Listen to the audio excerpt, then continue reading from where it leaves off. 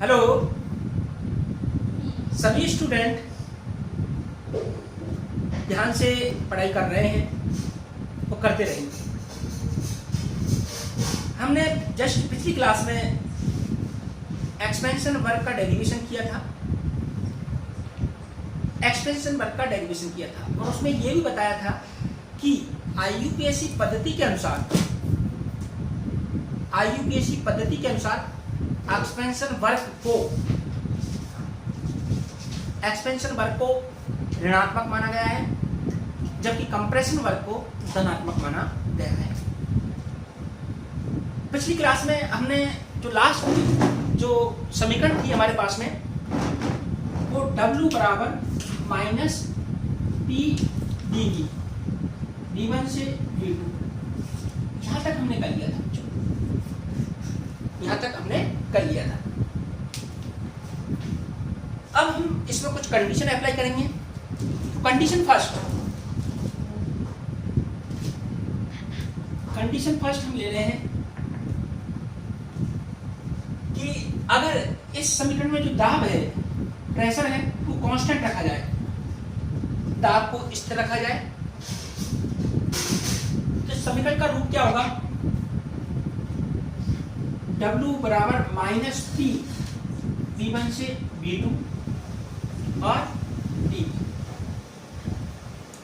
इसके बाद में या W बराबर minus P V2 minus V1। ये जो इक्वेशन है स्थिर दाब की स्थिति में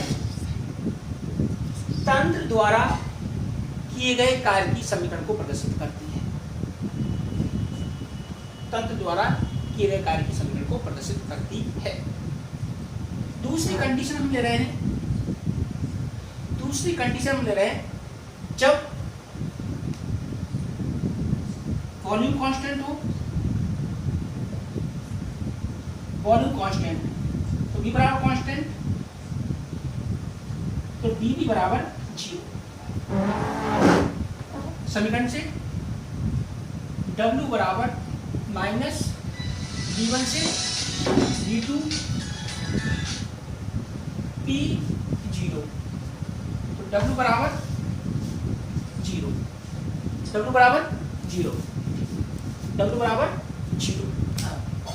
तो बच्चों जब वॉल्यूम कांस्टेंट है तो हमारे पास में वर्क डन बाई सिस्टम 0 हो गया है। तंत्र के द्वारा किया गया कार्य का मान कितना प्राप्त हुआ बच्चों? 0 प्राप्त हुआ। अब हम आगे देखते हैं कि इस प्रकार का जो प्रक्रम है, जब आयतन में किसी प्रकार का कोई परिवर्तन नहीं होता है, तो इस प्रकार का जो प्रोसेस है उसको बोलते हैं समआयतनिक प्रक्रम। तीसरी कंडीशन क्या है कि जब प्रेशर का मान 0 है, दाब 0 है, तो W बराबर भी 0 होगा। यानी किसी प्रकार का कोई भी प्रेशर नहीं है, कोई भी दाब नहीं है, तो कार्य का मान 0 होगा। इस प्रकार की जो कंडीशन होती है इसको हम बोलते हैं गैस का मुक्त प्रसार, फ्री एक्सपेंशन ऑफ गैस। इसको बोलते हैं बच्चों गैस का मुक्त प्रसार। कई बार ऑब्जेक्टिव टाइप क्वेश्चन आता है बच्चों कि गैस का मुक्त प्रसार, फ्री एक्सपेंशन ऑफ गैस किस कंडीशन में होता है। सबसे महत्वपूर्ण कंडीशन उसके लिए है P का मान 0 होगा, तो W का मान 0 होगा। इसी को हम बोलते हैं गैस का मुक्त प्रसार, फ्री एक्सपेंशन ऑफ गैस। इसके बाद में बच्चों हमारे पास में जो दूसरा टॉपिक था प्रसार कार्य के बाद में जो टॉपिक था बच्चों वो है हमारे पास में संपीड़न कार्य, कंप्रेशन वर्क, संपीड़न कार्य में एज इट इज हमको कैलकुलेशन इसी तरीके से करनी है, लेकिन केवल साइन यानी चिन्ह का मान परिवर्तित होगा। संपीड़न कार्य W बराबर प्लस P डेल्टा V। इस तरीके से हम संपीड़न कार्य को समझ सकते हैं। ठीक है बच्चों, तो ये था हमारे पास में प्रसार कार्य और संपीड़न कार्य। अब जो नेक्स्ट क्वेश्चन आता है बच्चों एग्जाम में, हमारे कई यूनिवर्सिटियों का सिलेबस एक जैसा है, उनमें 2.5 से 3 नंबर का एक क्वेश्चन आता है, अधिकतम कार्य की गणना कीजिए। अधिकतम कार्य की गणना कीजिए। तो हमारे पास में अधिकतम कार्य, मैक्सिमम वर्क,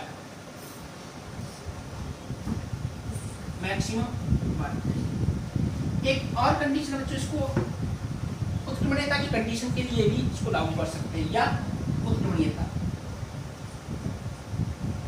रिवर्सिबिलिटी, उत्क्रमणीयता हम इस तरीके से लिख सकते हैं। ये टॉपिक है अधिकतम कार्य तथा उत्क्रमणीयता की कंडीशन। अधिकतम प्रसार कार्य के लिए प्रतिरोधी दाब का मान, अधिकतम प्रसार कार्य के लिए प्रतिरोधी दाब का मान गैस के दाब से अनंत सूक्ष्म मात्रा में अधिक होना चाहिए। गैस के दाब से अनंत सूक्ष्म मात्रा में अधिक होना चाहिए। और पीए, ये हमारे पास जो प्रतिरोधी दाब है, ये इसका P माइनस dP इस तरीके से होना चाहिए। प्रतिरोधी दाब का मान गैस के दाब से अनंत सूक्ष्म मात्रा में, बल का मान अधिक होना चाहिए लेकिन प्रतिरोधी दाब का मान कम होना चाहिए। इस तरीके से यह परिस्थिति, ये कंडीशन है, उत्क्रमणीय अवस्था को रिप्रेजेंट करती है, जिससे निष्कर्ष निकाला जा सकता है कि अधिकतम कार्य उत्क्रमणीय अवस्था या उत्क्रमणीयता की परिस्थिति में ही प्राप्त किया जा सकता है। बच्चों एक चीज का ध्यान रखें, आप कोई भी कार्य है वो उत्क्रमणीय अवस्था में अधिक प्राप्त होगा, जबकि अनुत्क्रमणीय अवस्था में कम प्राप्त होता है, क्योंकि उत्क्रमणीय अवस्था में कई सारी स्टेप एक साथ पूर्ण होती हैं और अनुत्क्रमणीय अवस्था में एक ही स्टेप में तर्क प्रारंभिक अवस्था से अंतिम अवस्था में पहुंच जाता है। जैसे हम आगे जो सेकंड यूनिट है उसमें बात करेंगे कार्नो चक्र, कार्नो साइकिल की। कार्नो साइकिल में जो कार्य की प्राप्ति होती है 4 स्टेप में हमको प्राप्ति होती है। समतापीय प्रसार, समतापीय संपीड़न, रुद्धोष्म प्रसार, रुद्धोष्म संपीड़न, इन चारों स्टेप्स का जो वर्क है हम उसको जोड़ देते हैं और हमको टोटल कार्य की प्राप्ति होती है, अर्थात हमको अधिकतम कार्य उत्क्रमणीय अवस्था में ही प्राप्त होता है। हम इसको इस तरीके से W रिवर्सिबल या W मैक्सिमम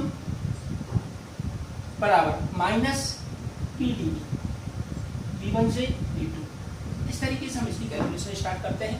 ये समीकरण हमने पहले भी प्राप्त कर ली थी बच्चों, अब दोबारा से। अब हम लेते हैं जो हमने सिलेंडर लिया है उसमें 1 मोल आदर्श गैस भरी हुई है। कितना भरी हुई है? 1 मोल आदर्श गैस। अब आदर्श गैस का नाम आता है तो हम आदर्श गैस समीकरण की बात करेंगे। आदर्श गैस समीकरण की बात करते हैं। 1 मोल के लिए, 1 मोल आदर्श गैस के लिए, और 1 मोल आइडियल गैस, PV बराबर nRT। तो P बराबर क्या होगा बच्चों? nRT upon V, equation number 3। P का मान समीकरण 2 में रखेंगे हम। P का मान इक्वेशन नंबर 2 में पुट करने पर, समीकरण 2 में रखने पर, देखिए बच्चों समीकरण 2 में हम इसकी वैल्यू पुट करते हैं, P की वैल्यू पुट करते हैं, तो हमारे पास में W मैक्सिमम बराबर माइनस V1 अपॉन V2। तो ये हो गया बच्चों, P की जगह रख दिया nRT अपॉन V बराबर PV, equation number 4। Equation number कितनी हो गई बच्चों? 4 गई। सारे बच्चे ध्यान से समझेंगे। इक्वेशन नंबर 4 में स्थिर ताप पर एट कांस्टेंट टेम्परेचर, स्थिर ताप पर nR स्थिरांक है, अतः W मैक्सिमम बराबर माइनस nRT और V1 से V2 की सीमा में समाकलन करेंगे 1/V dV। समाकलन करने पर बच्चों W मैक्सिमम बराबर minus nRT ln V2 upon V1, equation number 5। ये काफी महत्वपूर्ण हमारे पास में फॉर्मूला है बच्चों। W मैक्सिमम बराबर nRT ln V2 upon V1। हाँ बच्चों, अभी हमारे पास में जो समीकरण आई देखिए, ऊपर से देखिए W मैक्सिमम बराबर minus N R T L N natural log V2 upon V1। ये समीकरण 5 थी बच्चों हमारे पास में। हम इसको लॉग के रूप में कन्वर्ट कर सकते हैं, इसकी वैल्यू रख सकते हैं बच्चों। देखिए W मैक्सिमम बराबर माइनस एन, या हम एल एन की जगह लॉग के रूप में जब लिखेंगे, नेचुरल लॉग के रूप में लिखते हैं, तो हमारे पास में minus 2.303 N R T log V2 upon V1।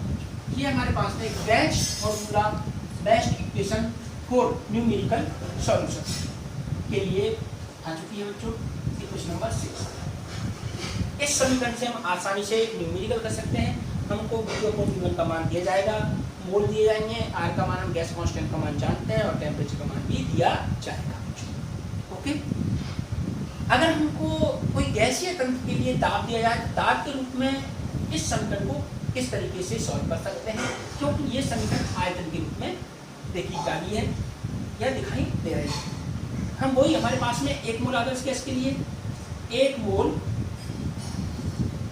आदर्श गैस के लिए, 1 मोल आदर्श गैस के लिए देखिए बच्चों P1 V1 बराबर P2 V2, हम इस तरीके से दो कंडीशन अप्लाई कर सकते हैं। तो हमारे पास में P1 अपॉन P2 बराबर P2 upon V1। Question number 7, समीकरण यानी कि इक्वेशन 7 व 6 से W मैक्सिमम बराबर माइनस 2.303 एन आर टी, क्योंकि यहाँ पर बच्चों 1 मोल आदर्श गैस के लिए तो एन का मान कितना हो गया 1, एन की जगह 1 और आर टी लॉग V2 की जगह बच्चों क्या जाएगा P1, और V1 की जगह जाएगा बच्चों P2। इस तरीके से जो इक्वेशन नंबर 7 है, इस तरीके से इक्वेशन नंबर 7 है बच्चों, उसको हम किसी भी न्यूमेरिकल के लिए अप्लाई कर सकते हैं जिसमें हमको P1 P2 का मान दे रखा है, और आसानी से न्यूमेरिकल का सॉल्यूशन हम कर सकते हैं। जैसे बच्चों हमारे पास में कोई भी न्यूमेरिकल है, अगर आयतन के रूप में है तो ये इक्वेशन अप्लाई करेंगे, और दाब के रूप में तो ये इक्वेशन अप्लाई करेंगे। हमको यहाँ पर माइनस प्लस से केवल ये मतलब रखना है बच्चों कि प्रसार कार्य है या संपीड़न कार्य है। अगर माइनस है तो हमारे पास में एक्सपेंशन वर्क है, और अगर प्लस के रूप में इसको लिख देते हैं तो संपीड़न कार्य है। इसको हम कैलकुलेशन में एंटर नहीं करवाते साइन को, केवल साइन जो हमको रिप्रेजेंट करता है वो प्लस और माइनस के रूप में रिप्रेजेंट करता है कि प्लस एक्सप्रेशन वर्क है और माइनस। तो ये बच्चों बहुत ही महत्वपूर्ण टॉपिक हो चुका है हमारे पास में। मैक्सिमम वर्क का न्यूमेरिकल पक्का आएगा एग्जाम में, इसका डेरिवेशन पक्का आता है, या तो न्यूमेरिकल की फॉर्म में पूछा जाता है, या हमारे पास में थ्योरेटिकल कंसेप्ट आएगा, या डेरिवेशन वाला कंसेप्ट आएगा। डेरिवेशन वाला ज़्यादा महत्वपूर्ण है बच्चों। नेक्स्ट टॉपिक जो ले रहे हैं बहुत ही महत्वपूर्ण है बच्चों, बहुत ही महत्वपूर्ण टॉपिक है तंत्र की एंथैल्पी या पूर्ण ऊष्मा। तंत्र की एंथैल्पी या पूर्ण ऊष्मा।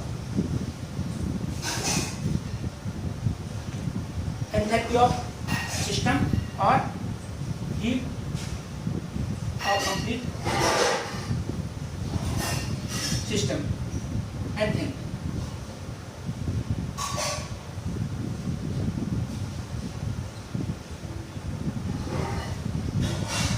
बच्चों सबसे महत्वपूर्ण हमारे पास में तंत्र के एंथैल्पी को हम कैपिटल H से रिप्रेजेंट करते हैं। सबसे महत्वपूर्ण बात यह है कैपिटल H से रिप्रेजेंट करेंगे।